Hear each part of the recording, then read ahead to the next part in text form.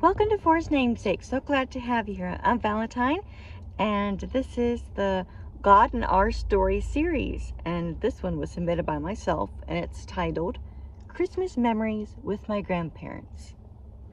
Christmas is a nostalgic holiday for me. While I know it's a time to reflect and rejoice that Christ came to earth for us, I can't help but think back on my childhood memories of this holiday. Many of them revolve around both sets of my grandparents. My paternal grandparents lived on a farm. For a few years, our family lived very close to them. I would often spend the afternoon at their place after public school. My younger sister and I would ride our bikes or play teacher or house outside. We had a lot of space to run, and I would say we liked our space. On Christmas Eve, the quiet farm was visited by my father's and grandfather's relatives.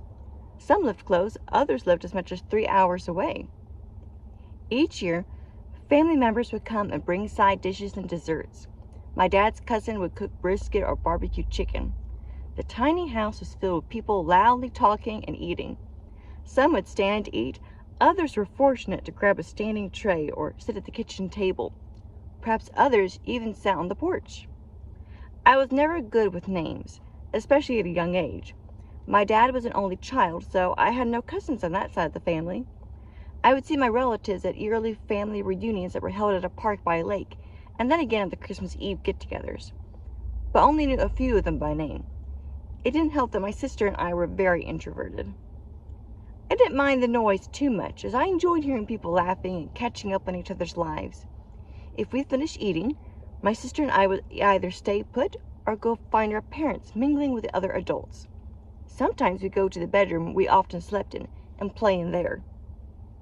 Once finished eating, the teenagers and other children would grab their coats or jackets, depending on how cold the Texas weather was, go outside and get out their sparklers. Adults would occasionally join in. I can't recall if my sister and I enjoyed this part or not, as I can only remember holding a sparkler once. The last event of the night was watching the fireworks that relatives brought. It was fun watching colors take shape in the black sky and hearing everyone exclaim over them. Then, once the last firework went off, people would either chat some more or get ready to leave. My parents, sister, and I tried to attend every other year the Christmas Eve get-togethers were held, even when we lived farther away.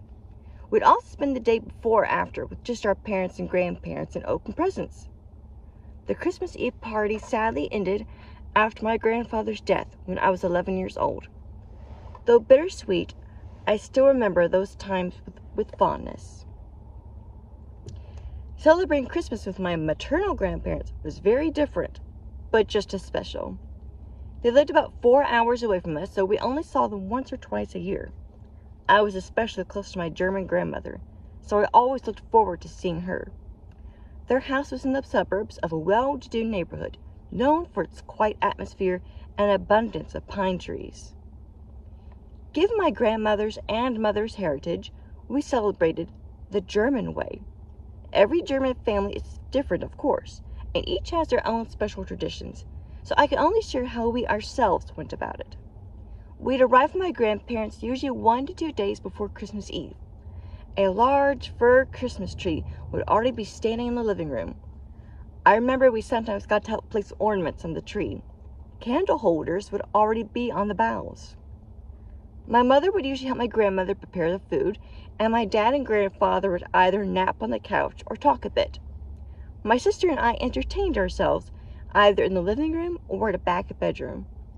As I got older, I preferred staying in the sitting area while I would watch my mom and grandmother work in the open kitchen, conversing in German. On Christmas Eve, around 4 p.m., the dining table would be elegantly set and laden with German desserts. This was known as high tea. My favorite treat was the Linsentorte, a tart of almond crust and filled with raspberry jam.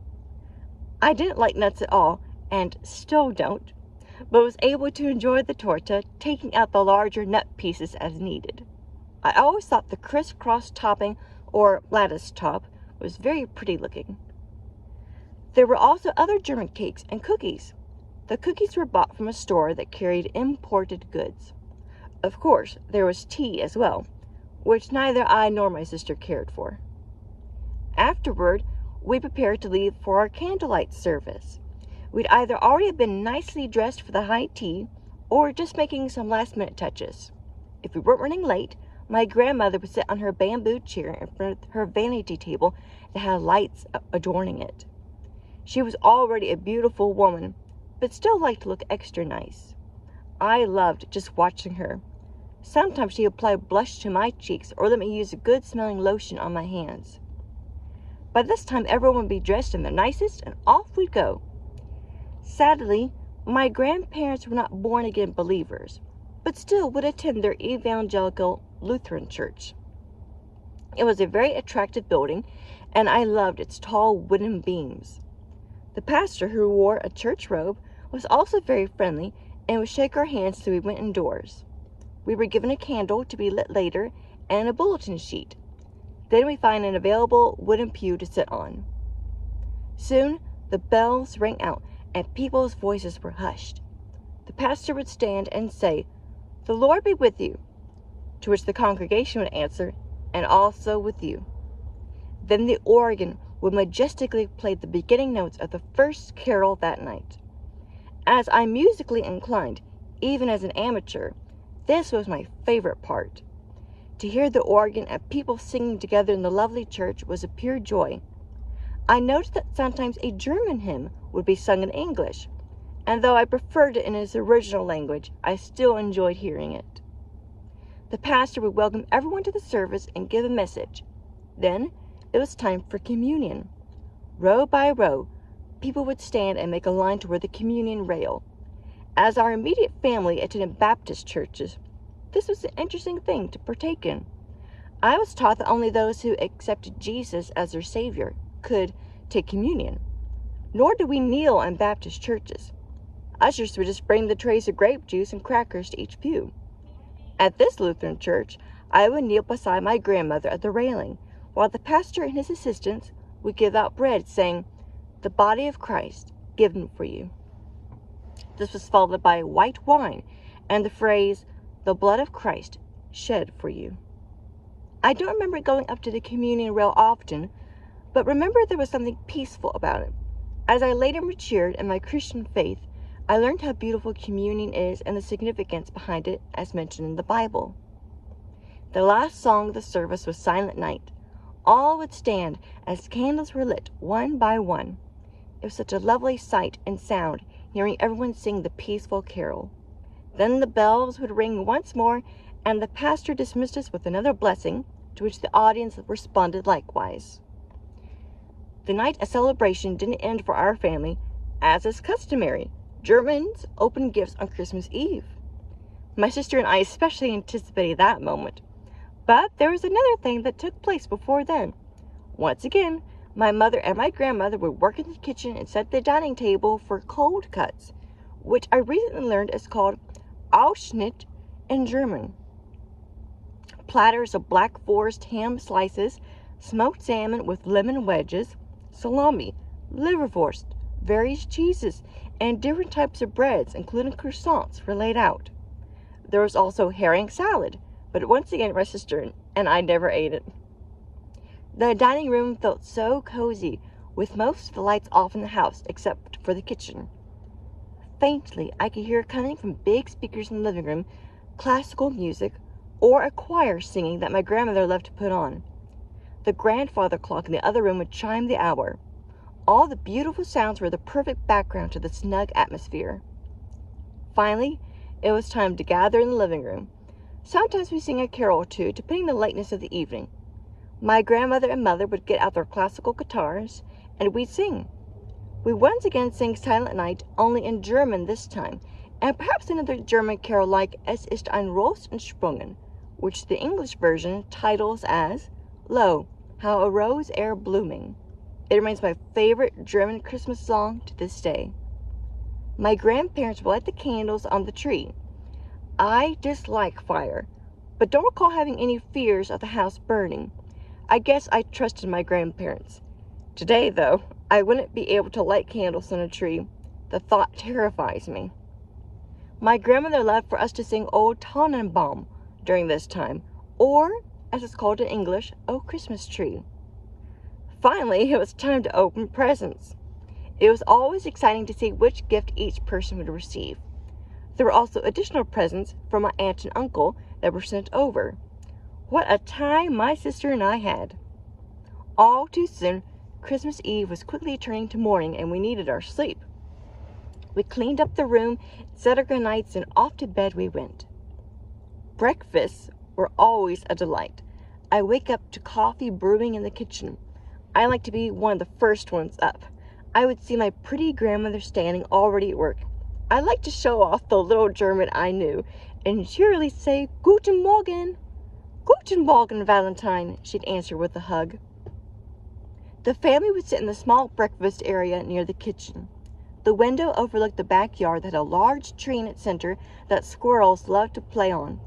Christmas breakfasts were perhaps a smaller affair than normal, as cooking preparation needed to get done for lunch, but still just as delicious. There were breads and cheeses and ham to eat. Once finished, my grandmother and grandmother again were busy cooking, while the rest relaxed. The smells coming from the kitchen were heavenly. My grandmother was a wonderful cook, and even once attended a culinary school in Europe. She would also purchase food from a box if the company was of good quality. Germans traditionally will eat either roasted goose or duck on Christmas Day. We had duck. Oh, it was simply delicious. While turkey is still nice to eat for Thanksgiving, my favorite poultry is duck, as the meat is moist and tender. For side dishes, we had potato dumplings, or known as klöße, that had a crouton in the middle. Fresh cranberry sauce that was cooked on the stove, natural sauce and orange sauce that went over the duck, cauliflower gratin, sweet potatoes, stove-top stuffing with chopped apples mixed in, and steamed red cabbage. What a feast! For dessert, there were leftovers from high tea the day before, and a pumpkin pie. I treasure the Christmas memories with my paternal and maternal grandparents. While as a young girl, I mostly enjoyed the presents and festivities, I also enjoyed the fellowship with my family. Now as an adult, I still value time with my family. And while it's easy to get distracted by the sights and sounds of the holidays, I do thank the Lord that He came to earth as a baby and later died for me and for you. And I rejoice that He rose again. And I thank Him for the blessing of sweet memories. So, hope you enjoyed listening to me remember my memories of Christmas memories with my grandparents. With my paternal grandparents, the festivities that we had, I say Christmas Eve. Now that I'm thinking back, I'm not sure if the get-togethers were actually on Christmas Eve, but I have to ask my dad about that, but I want to say that they were. But regardless, it was still during the Christmas week. So that was always a fun time. And thinking back on my maternal grandparents, the delicious foods and the beautiful German carols, it's just very nostalgic. Maybe me remembering my memories, it helped you remember some of your own back from your childhood.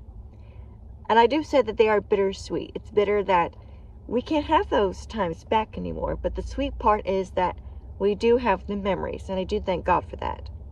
So, hope that you enjoyed.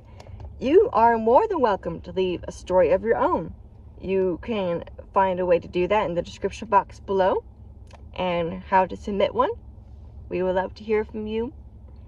And as always, you can like, subscribe, click that notification bell. Lord willing, we'll see you in the next video. Goodbye.